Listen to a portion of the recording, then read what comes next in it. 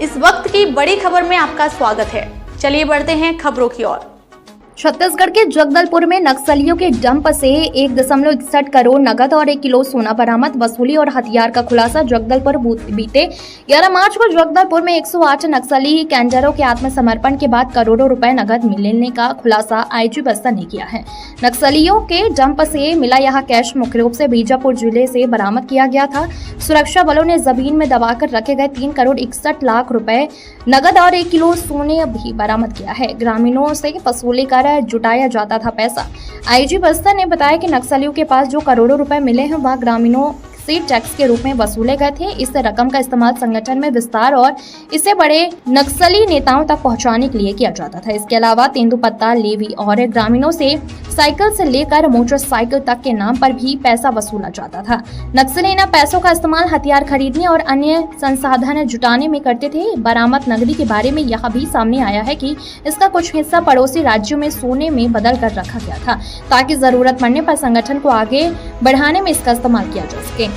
जांच में जुटी सुरक्षा एजेंसियां। आईजी बस्तर के अनुसार नक्सलियों के पास कोई स्थायी आर्थिक स्रोत नहीं होता है। ऐसे में वो अंदरूनी इलाकों में काम करने वाली एजेंसियों और ग्रामीणों से जबरन वसूली करते थे। अब इस करोड़ों रुपए की बरामदगी के मामले में सुरक्षा एजेंसियां और भी जानकारी जुटाने में लगी हुई हैं। जगदलपुर से ब्यूरो रिपोर्ट।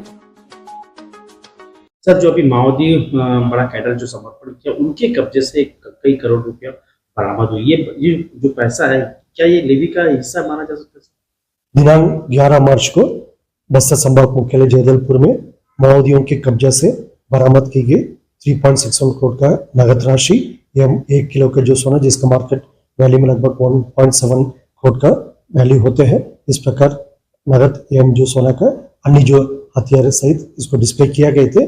जो पूर्व में माओवादियों द्वारा एक मोडस ऑपरेंडी रहते हैं, कभी भी उनकी संगठन के कार्य को लेकर क्षेत्र की जनता से लेवी वसूल करना है या अन्य जितना भी जो अवैध तरीके से उनका वसूली करके उस पैसा को संगठन के काम के लिए इस्तेमाल की जाती है और शेष राशि को सुरक्षित डंप किया जाते थे। निकट भविष्य के लिए जो भी काम आएगा उसके इस्तेमाल करने के हिसाब से इन सब विषय को जांच पड़ताल में लिया जाकर आगे क्या कुछ उनका लिंक रहा, क्या कुछ सोर्स ऑफ फंडिंग रहा, इन सब विषय पर लगातार पुलिस जांच पड़ताल करेगा और उसके एक लॉजिकल एंड तक लेने के लिए संपूर्ण प्रयास की जाएगी। क्या लगता है सर, जो पैसा है ये आदिवासी को भी माना जा सकता है सर? निश्चित रूप से माओवादियों का एक मोडस ऑपरेंडी रहा है।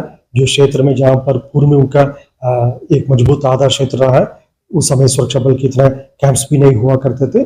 2 साल 3 साल पहले की बात है, जहाँ पर उनका जनता सरकार का जो सिस्टम थे, उस इलाका में क्षेत्र के जनता से, गरीब जन से भी पार्टी फंड के नाम पर लेवी वसूल की जाती है। और जैसा तेंदुपत्ता के समय में भी जो जनता के जो मेहनत का पैसा को भी उनको द्वारा डरा धमका कर उस पैसा को भी उनसे लिया जाते थे। और अन्य जितना भी जो अवैध तरीके से जो माओवादी द्वारा लेवी वसूल करते हैं, इन सब पैसा को डंप करके रखते थे। क्योंकि माओवादी संगठन के पास कोई लीगल सोर्स ऑफ इनकम कभी रहता नहीं है। वो सब जो भी उनके पास वेपन से लेकर अन्य जितना भी सप्लाई होगा या रकम होगा, ये सब इलीगल सोर्स ऑफ फंडिंग से या इलीगल तरीके से उनका एक्सटॉर्शन करके मतलब जमा की जाती है। उसी हिसाब से आगे के संपूर्ण जांच पड़ताल भी की जा रही है।